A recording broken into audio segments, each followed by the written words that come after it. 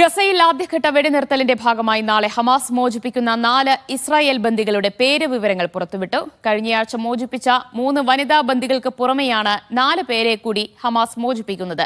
ഇതിന് പകരമായി ഇസ്രായേൽ ജയിലുകളിൽ കഴിയുന്ന 180 ഫലസ്തീൻ തടവുകാരെ നാളെ വിട്ടയക്കും. അതിനിടെ വെസ്റ്റ് ബാങ്കിലെ ജനീൻ അഭയാർത്ഥി ക്യാമ്പിൽ ഇസ്രായേലിന്റെ അതിക്രമം തുടരുകയാണ്. ഇന്ന് മാത്രം 22 സിവിലിയന്മാരെയാണ് ഇസ്രായേൽ സൈന്യം മേഖലയിൽ നിന്ന് അറസ്റ്റ് ചെയ്തത്. വിവരങ്ങളുമായി MCA നാസർ ചേരുകയാണ്. നാസർ, നാളെ 2ാം ഘട്ട ബന്ദിമോചനം നടക്കുകയാണ്.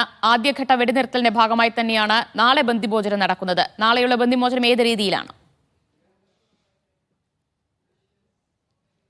ദിവ്യ നേരത്തെ സൂചിപ്പിച്ചതുപോലെ തന്നെ ഇന്ന് വൈകിട്ടാണ് ഹമാസ് നേതൃത്വം ഔദ്യോഗികമായി വിട്ടയക്കുന്ന 4 ബന്ദികളുടെ പേര് വിവരങ്ങൾ വെളിപ്പെടുത്തിയത്.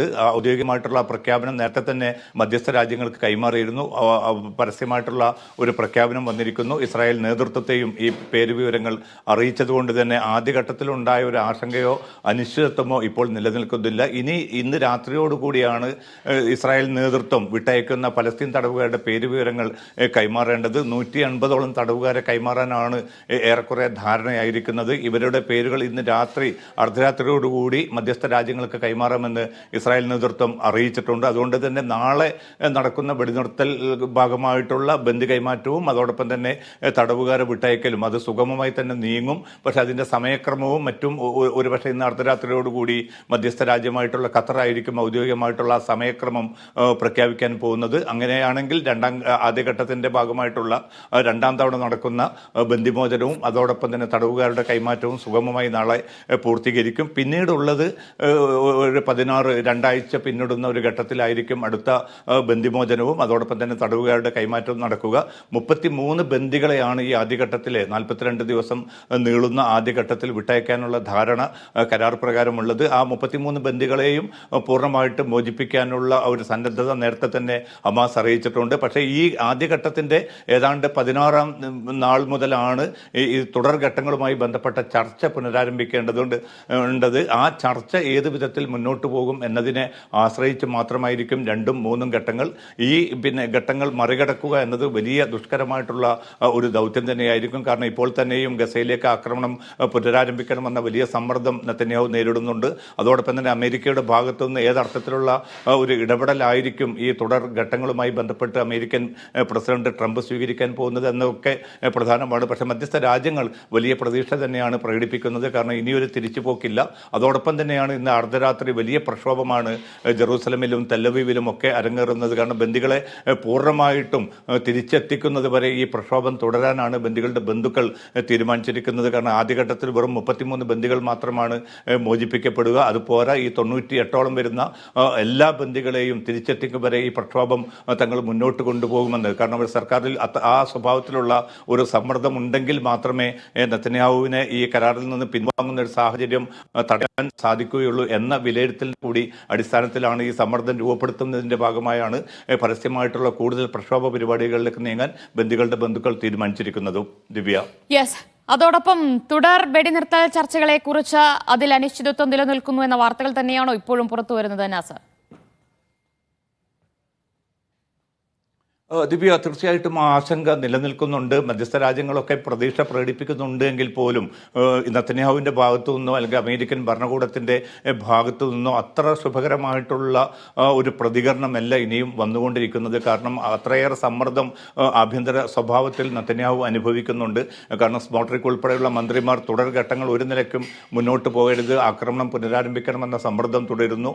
അതോടൊപ്പം തന്നെയാണ് ട്രംപ് ഭരണകൂടം അധികാരമേറ്റെടുത്ത ഉടൻ അദ്ദേഹം നടത്തിയിരിക്കുന്ന പ്രതികരണവും തനിക്ക് ഈ ഒരു കരാറിൽ വലിയ പ്രതീക്ഷയില്ല എന്നൊരു പ്രതികരണം നടത്തിയിട്ടുണ്ട്. പക്ഷേ ഇതൊക്കെ ആണെങ്കിൽ പോലും അദ്ദേഹത്തിൻ്റെ പശ്ചിമേഷ്യൻ പ്രതിനിധി ഇസ്രായേലിലെത്തി ഇസ്രായേലും അതോടൊപ്പം തന്നെ ഗസയും സന്ദർശിച്ചുകൊണ്ട് ഈ ഒരു തുടർ നീക്കങ്ങൾക്ക് കുറെ കൂടി ശക്തി പകരും, അല്ലെങ്കിൽ ആ അർത്ഥത്തിലുള്ള നയതന്ത്ര നീക്കം ഉണ്ടാകുമെന്നൊരു പ്രതീക്ഷ മാത്രമാണ് ഇപ്പോൾ ഉള്ളത്. അത് 1-2 ദിവസങ്ങൾക്കുള്ളിൽ തന്നെ അത്തരമൊരു കുറെ കൂടി നയതന്ത്ര തലത്തിലുള്ള ഒരു സമ്മർദ്ദം വരികയാണെങ്കിൽ തീർച്ചയായിട്ടും ഈ കരാർ മുന്നോട്ട് പോകുന്ന ഒരു സാഹചര്യം ഉണ്ടാകും. കാരണം ആ 2ഉം 3ഉം ഘട്ടങ്ങൾ എന്തുകൊണ്ട് പ്രധാനമാകുന്നു എന്ന് ചോദിച്ചാൽ ഈ ബന്ദികളുടെ കൈമാറ്റം മാത്രമല്ല, ഗസയിൽ നിന്നുള്ള സൈനിക പിന്മാറ്റം, പൂർണ്ണമായ തോതിലുള്ള സൈനിക പിന്മാറ്റം നടക്കേണ്ടതുണ്ട്. അതോടൊപ്പം തന്നെ ഗസയിലൂടെ പുനർനിർമ്മാണവുമായി ബന്ധപ്പെട്ട ചില പ്രഖ്യാപനങ്ങൾ അല്ലെങ്കിൽ അതിൻ്റെ നടപടിക്രമങ്ങൾ നീളേണ്ടതുണ്ട്. ഇപ്പോൾ തന്നെ UN വ്യക്തമാക്കുന്നത് ഈ വടക്കൻ ഗസയിലേക്കുള്ള കുടിവെള്ള സംഭരണി അല്ലെങ്കിൽ ശുദ്ധീകരണ പ്ലാന്റ് പൂർണ്ണമായിട്ടും തകർക്കപ്പെട്ട ഒരു സാഹചര്യമാണുള്ളത്. അതുകൊണ്ട് ഭക്ഷ്യവസ്തുക്കൾ മാത്രം എത്തിച്ചത് കൊണ്ടായില്ല,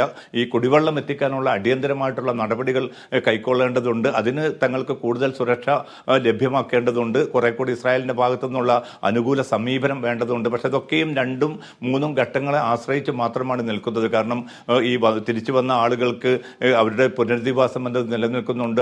അതോടൊപ്പം തന്നെ ഈ തകർന്നടിഞ്ഞ കെട്ടിടാവശിഷ്ടങ്ങൾ അവിടെ നിന്ന് നീക്കം ചെയ്യേണ്ടതുണ്ട്. കൂടുതൽ സഹായം വടക്കൻ ഗസ ഉൾപ്പെടെയുള്ള ഭാഗങ്ങളിലേക്ക് ഇനിയും എത്തേണ്ടതുണ്ട്. മെഡിക്കൽ ഉപകരണങ്ങൾ എത്തിക്കേണ്ടതുണ്ട്. പരിക്കേറ്റ ഇപ്പോഴും ആയിരക്കണക്കിന് ആളുകളാണ് ഗസയുടെ വിവിധ ഭാഗങ്ങളിലുള്ള. അവരെ കൂടുതൽ വിദഗ്ധ ചികിത്സക്കായി ഒന്നുകിൽ ഈജിപ്തിലേക്കോ അല്ലെങ്കിൽ മറ്റേതെങ്കിലും രാജ്യങ്ങളിലേക്കോ മാറ്റേണ്ടതുണ്ട്. ഇതൊക്കെയും കരാർ വ്യവസ്ഥകളുടെ ഭാഗമായി തന്നെ പറയുന്നുണ്ട്. പക്ഷെ അത് 2ഉം 3ഉം ഘട്ടങ്ങളുടെ ഭാഗമായി മാത്രമാണ് അത് നിലനിൽക്കുന്നത്. അതുകൊണ്ട് ഈ പരിക്കേറ്റവരൊക്കെ ഏറ്റെടുക്കാൻ UAE ഉൾപ്പെടെയുള്ള പല രാജ്യങ്ങളും സന്നദ്ധത അറിയിച്ചിട്ടുണ്ട്. പക്ഷെ അത് പ്രയോഗ തലത്തിൽ ഇത് വരണമെങ്കിൽ അതിന് അനുകൂലമായിട്ടുള്ള ഒരു രാഷ്ട്രീയ സൈനിക സമീപനം ഇസ്രായേലിന്റെ ഭാഗത്തു നിന്ന് ഉണ്ടാകേണ്ടതുണ്ട്.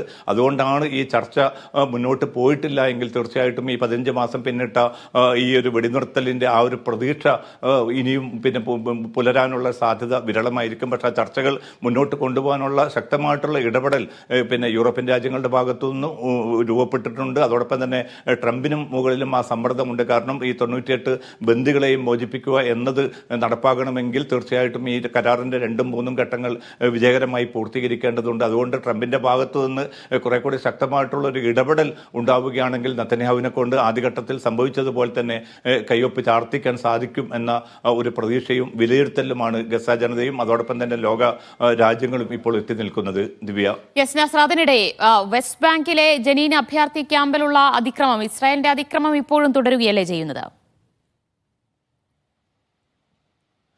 ദിവ്യ, കഴിഞ്ഞ ചൊവ്വാഴ്ച മുതൽ തുടങ്ങിയ ആക്രമണമാണ്. ഏതാണ്ട് ഔദ്യോഗികമായിട്ട് 14 പേരാണ് ഇപ്പോൾ കൊല്ലപ്പെട്ടിരിക്കുന്നത്.